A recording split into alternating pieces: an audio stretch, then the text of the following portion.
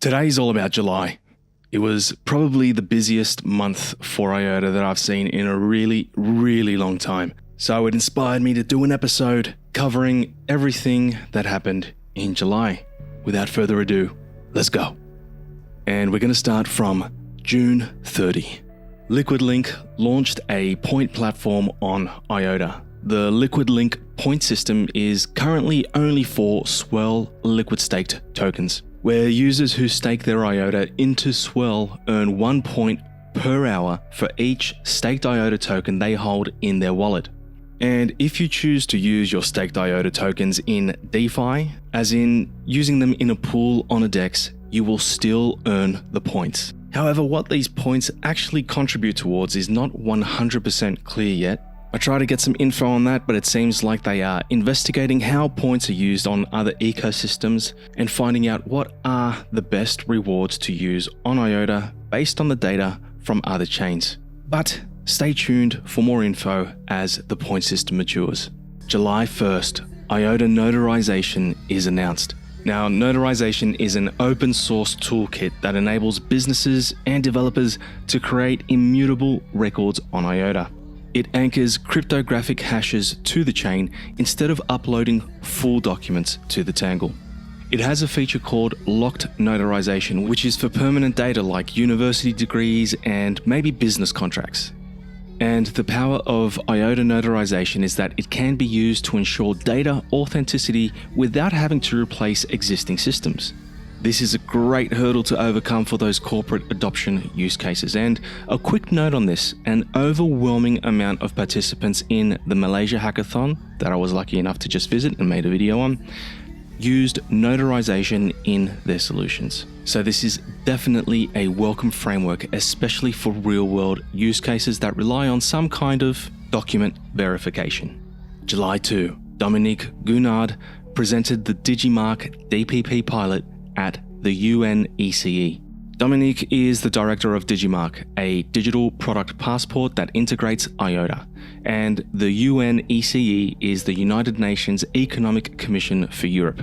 And in early July, they had a DPP symposium, an event that was geared towards digital product passports. And that's where Dominik showed how a DLT can provide more trustworthy claims and how watermarks can help where QR codes don't work. And the Digimark DPP goes all the way back to the EBSI days. And it's good to see Digimark is still at it and showcasing a real-world technology that has IOTA embedded in it. Also on July 2, IOTA presented Twin at the Global Digital Collaboration Conference.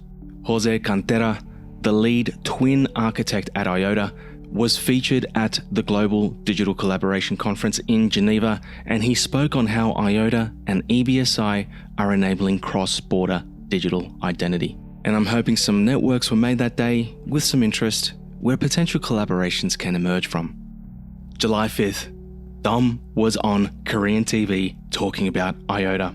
I think I just about spat out my coffee, and I thought it was a meme. I thought someone had screenshotted Dom being on Korean TV, but ladies and gentlemen, yes indeed, he was actually interviewed for a finance news segment on South Korean TV. And I'm pretty sure Gina, IOTA's ecosystem lead, pulled a few strings to make this happen. It's incredible stuff. And if you're on Twitter, our boy Moon posted the whole interview if you want to check it out.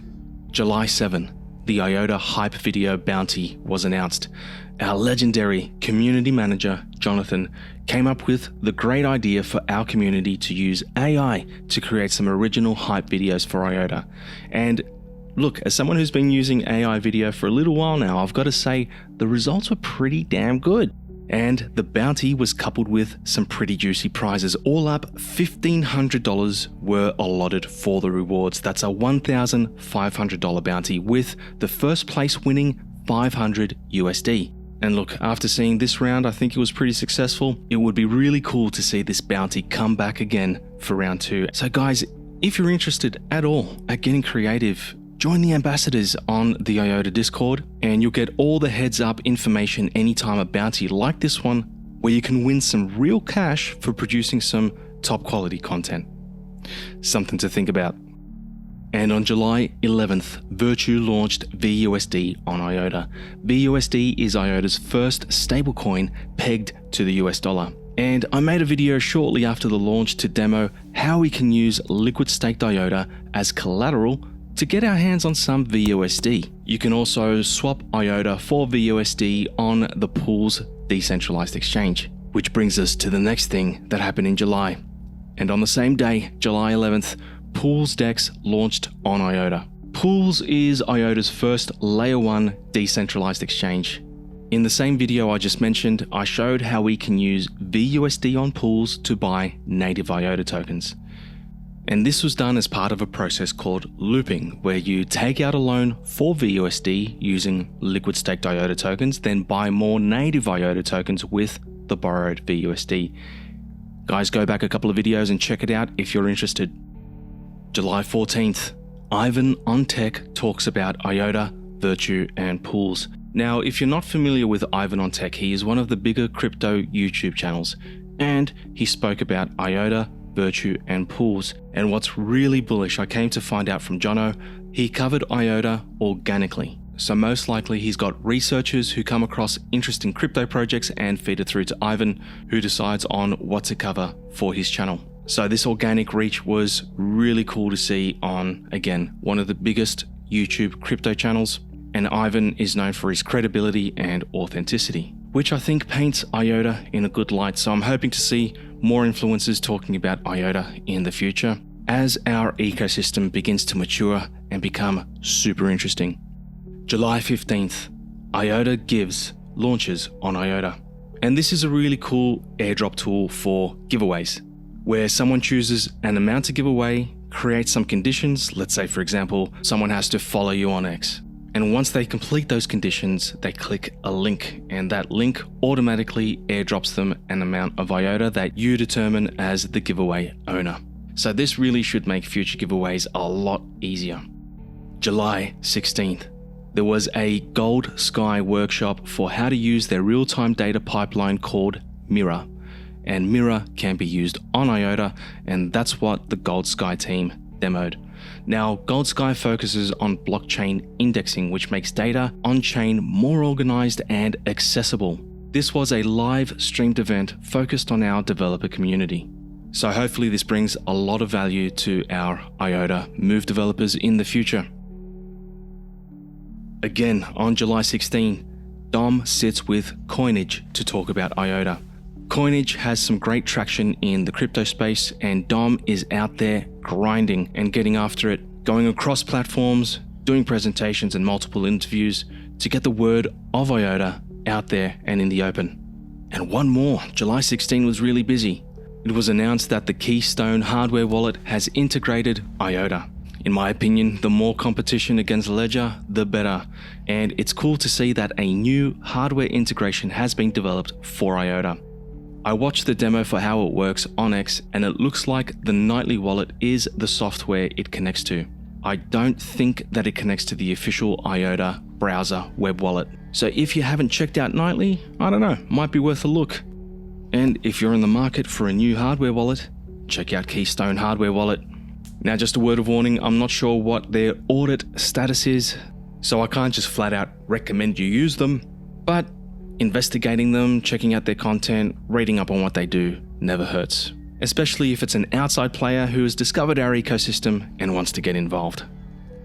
July 17th, IOTA joins Digital Assets Association. Now, I don't know too much about the Digital Assets Association. I'm sure there are many crypto and digital assets association, but I saw this tweet from Koei, and according to him, this opens up exciting new opportunities for IOTA to engage more closely with Singapore's crypto industry, banks, and regulators through clearer communication channels and active participation in key events. And if you haven't noticed, IOTA is making a real push for Asia, which I think is a great move, to be honest, looking at emerging and exciting markets. So it's a good signal to see IOTA building more influence in Singapore. July was another busy day as Ian Clark did an X Space on the official IOTA channel to talk about Twin. Ian Clark is the head of product for Twin in Europe. Now, I haven't had the chance to try and pick up some alpha by listening into the session. I haven't made it that far just yet, but I definitely will. But if you did listen in and you're listening right now, drop me a comment and let me know if there's something that I should be paying attention to from that space.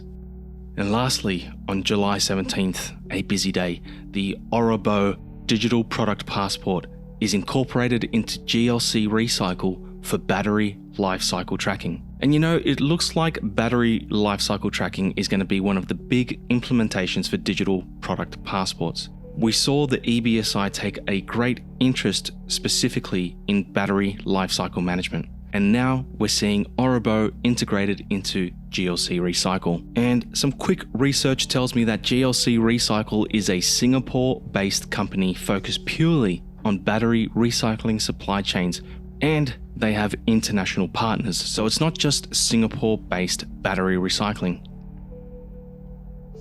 July 18th, IOTA Labs announced gaming on IOTA. Now, I spoke with Jonathan about this, and he let me know that this is specifically to incentivize gaming on IOTA, where they're going to help get some more eyes on the existing gaming platforms and also incentivize new gaming platforms to join our ecosystem. And as someone who loves gaming, I'm really stoked to see this. July 19th, the IOTA Malaysia Hackathon begins. Now, I made an entire episode about the IOTA Malaysia Hackathon, so please check it out to see what is up. And a couple of days later, Malaysia Blockchain Week kicked off. IOTA were the title sponsors at the Malaysia Blockchain Week 2025 event, with several key talks throughout the event featuring people from the IOTA Foundation. We had Dom, Schiener, and Kowei talking on day 1, with Philo talking on day 2.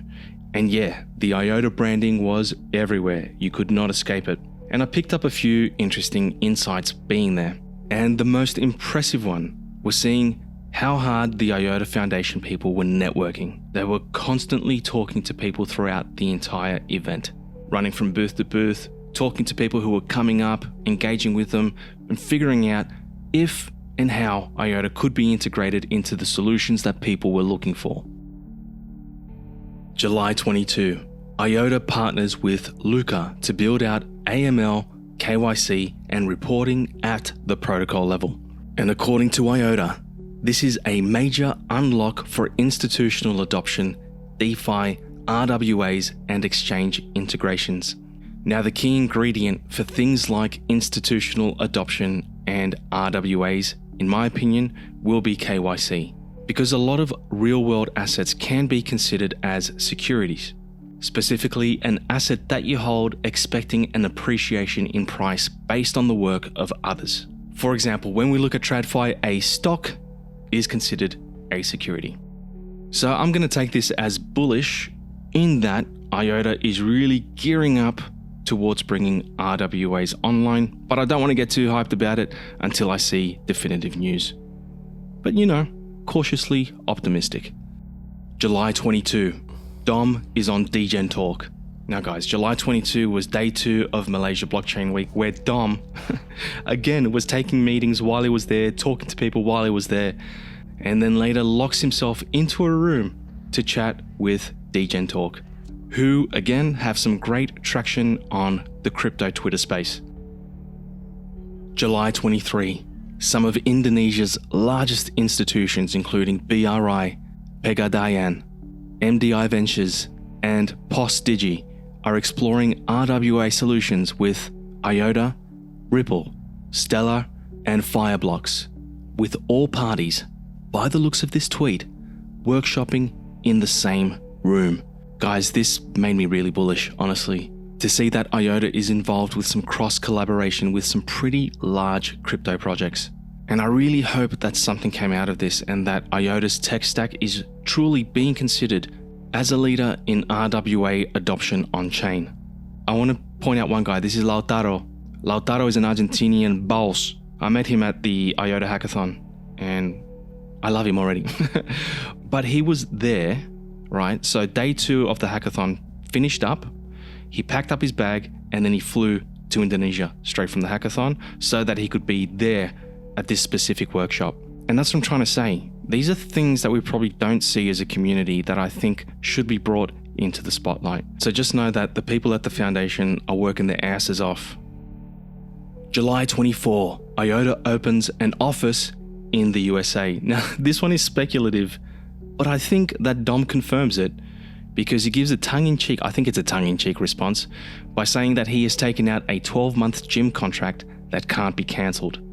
So, let's see if IOTA can make some inways into the US market, especially during this administration that is so pro-crypto, especially in terms of regulations. July 28, LiquidLink creates a gas station platform that lets projects sponsor transactions for anyone. Now, I've got to check this out for myself to see exactly how it works, because maybe even I, as a pleb without a project, can sponsor somebody else's gas fees by inputting their address. I don't quite know how it works yet. Regardless though, it's awesome to have a feature for projects who want to cover gas fees for their users. And gas station was something that featured in a lot of the projects at the Malaysia Hackathon. You know, I really think people still like the idea of transacting without fees. And finally, there is a new Treasury governance proposal to go all in on growth. And what the proposal lays out is that it suggests a decisive shift to redirect all the remaining assets of the Tangle DAO, which is the Tangle Treasury, towards a more focused, time-limited initiative to accelerate core infrastructure and marketing for IOTA Rebased.